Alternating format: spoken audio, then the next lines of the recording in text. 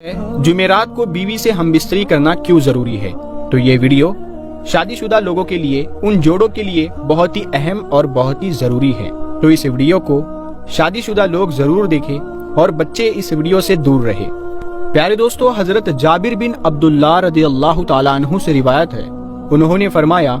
यहूदी कहा करते थे कि जो कोई पिछली तरफ से होकर औरत से अगली जगह में हमबिस्तरी करता है उसका बेटा बेंगा पैदा होगा। तो अल्लाह ताला ने आयत नाजिल फरमाई जिसका तर्जुमा ये है, तुम्हारी बीवियां तुम्हारी खेती है, अपनी खेतियों में जिस तरह चाहो आओ।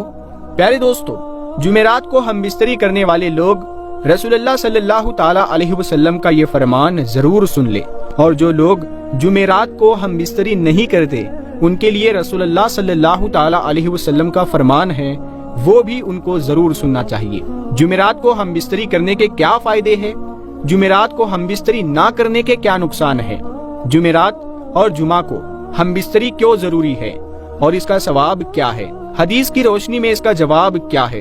हमबिस्तरी का सुन्नत तरीका क्या है और कौन से वक्त में हमबिस्तरी करनी चाहिए। तो ये तमाम बातें इंशाअल्लाह ताला इस वीडियो में आपके साथ शेयर की जाएगी। शोहर को हमबिस्तरी के लिए मुनासिब वक्त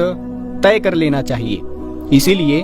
कि औरत हसास मिजाज होती है, लिहाजा अगर मर्द उससे ऐसे वक्त में हमबिस्तरी करेगा जो उसकी मर्जी के खिलाफ हो या उस वक्त वो बीमार या थकी हुई हो तो ये औरत के साथ जबरदस्ती होगी, जिससे अदावत और बुग़्ज़ पैदा होगा। माहिरीन का कहना है कि हमबिस्तरी करने में ठंडे दिमाग से काम लेना चाहिए कि हर हफ्ते में ये काम 2 मरतबा किया जाए, और हाँ, खुसूसी हालात या तबई उतार चढ़ाव के एतबार से इंसान इसमें कुछ कमी या ज्यादती भी कर सकता है, लेकिन इसमें ज्यादती हरगिज नहीं करनी चाहिए, इसीलिए कि उससे जिस्म को नुकसान पहुंचता है, अकल कमजोर हो जाती है और इंसान बेहिम्मत होकर काम काज के काबिल नहीं रहता, और इस्लाम ने इंसान पर जो जिम्मेदारियां आयद की है उन्हें पूरा नहीं कर पाता। हमबिस्तरी 12 महीनों के तमाम औकातो अय्याम में जायज है और दिन और रात में हर वक्त की जा सकती है, सिवाय उसके कि मर्द और औरत रोजेदार हो या औरत पीरियड्स में या निफास की हालत में हो। अबू दाऊद और नसाई की हदीस में आता है कि जो शख्स जुमा के दिन बीवी को गुस्ल करने पर मजबूर करे, यानी बीवी से हमबिस्तरी करके उसे गुस्ल पर मजबूर करे और खुद भी गुस्ल करे और नमाज के लिए जल्दी करे और अव्वल वक्त में जाए और सवार ना हो पैदल चलकर जाए और इमाम के करीब बैठे और इमाम की बात को गौर से सुने और लगाव बात ना करे, तो उसके हर कदम उठाने पर 1 साल के रोजे और खड़े होकर नमाज पढ़ने का सवाब मिलता है। प्यारे दोस्तों, हदीस शरीफ में है कि हजरत आयशा सिद्दीका रदियल्लाहु ताला अन्हा ने नबी करीम सल्लल्लाहु ताला अलैहि वसल्लम की बारगाह में अर्ज किया कि या रसूलल्लाह सल्लल्लाहु ताला अलैहि वसल्लम, हमारे माँ बाप आप पर कुर्बान हो, वो कौन सा वक्त है जिसमें हमबिस्तरी करनी चाहिए।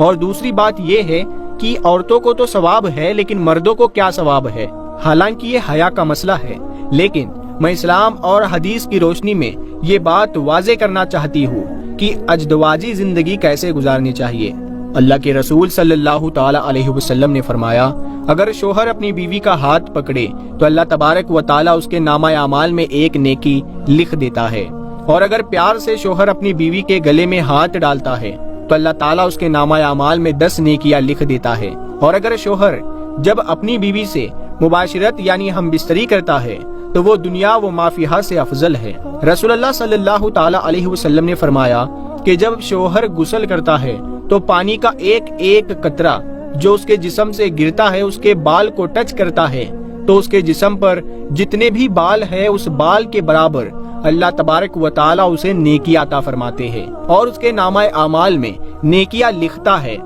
और उसके बाल के बराबर उसके गुनाह माफ फरमा देता है और उसके दर्जात को बुलंद फरमा देता है। इसके बाद अल्लाह के रसूल सल्लल्लाहु ताला अलैहि वसल्लम इरशाद फरमाते हैं कि जो शोहर गुस्ल करता है वो दुनिया व माफिया से अफजल है। इसका मतलब ये है कि अल्लाह तबारक व ताला उसे वो चीज अता करते हैं जो दुनिया और माफिया से बेहतर है। अल्लाह के रसूल सल्लल्लाहु ताला अलैहि वसल्लम फरमाते हैं कि अल्लाह तबारक व ताला तमाम फरिश्तों को जमा करके उनके दरमियान फक्र करते हैं कि देखो یہ اپنی بیوی سے ہم بستری کے بعد رات کے اس حصے میں میرے خوف سے میرا ڈر رکھتے ہوئے غسل کر رہا ہے، اور غسل کرنے کے بعد یہ میری عبادت کرے گا، تو اللہ تبارک و تعالیٰ فرشتوں میں فخر کرتے ہیں۔ تو یہ ہم بستری کرنے کی فضیلت ہے۔ شوہر کا اپنی بیوی کو خوش کرنے کا اتنا بڑا ثواب ہے کہ اللہ تبارک و تعالیٰ خود اپنے فرشتوں کے سامنے یہ بیان کرتا ہے، فخر کرتا ہے کہ میرا بندہ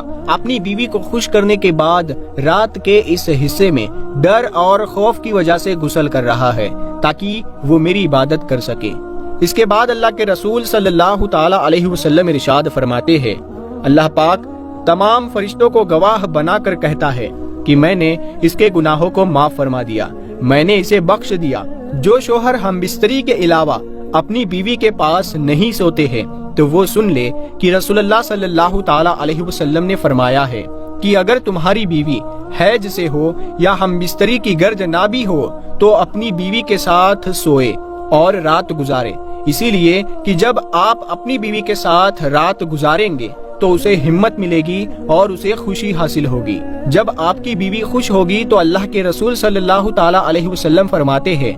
پھر ادھر ادھر سونے سے افضل یہ ہے کہ آپ اپنی بیوی کے ساتھ سوئے، کیونکہ اپنی بیوی کے ساتھ سونا انبیاء کرام علیہم السلام کی سنتوں میں سے ہے۔ اب بات کرتے ہیں کہ ہم بستری کا وقت کون سا بہتر ہے اور کون کون سے دن کرنی چاہیے اور کون کون سے دن نہیں کرنی چاہیے۔ دیکھیے پیارے دوستو، ہم بستری کی اتنی بڑی فضیلت ہے۔ سنت یہ ہے کہ ہم بستری جمعہ کی شب یا جمعہ کے دن کرنی چاہیے، اسی لیے کہ امام بخاری رسول اللہ صلی اللہ تعالی علیہ وسلم سے روایت کرتے ہیں کہ آپ صلی اللہ تعالی علیہ وسلم نے فرمایا کہ جو شخص جمعہ کے دن غسل جنابت کرے اور پھر نماز کو جائے تو وہ ایسا ہے کہ گویا اس نے اونٹ کا صدقہ کیا، اور جو دوسری گھڑی میں جائے تو اس کو گائے کے برابر صدقے کا ثواب ملتا ہے، اور جو تیسری گھڑی میں جمعہ کے لیے جائے اسے سنگدار مینڈھے کے برابر ثواب ملتا ہے، اور جو چوتھی گھڑی میں جائے اسے مرغی کے برابر ثواب ملتا ہے، جو پانچویں گھڑی میں جائے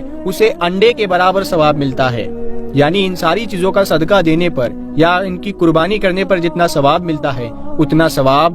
یہاں پر ملے گا۔ پھر جب امام خطبے کے لیے نکل آئے تو فرشتے خطبہ اور ذکر سننے کے لیے حاضر ہو جاتے ہیں۔ رسول اللہ صلی اللہ تعالی علیہ وسلم فرماتے ہیں، جمعہ کے دن جب انسان اپنی بیوی کے ساتھ ملتا ہے یعنی ہم بستری کرتا ہے اور ملنے کے بعد غسل کرتا ہے اور جمعہ کے لیے نماز پڑھنے جاتا ہے تو اللہ تبارک و تعالی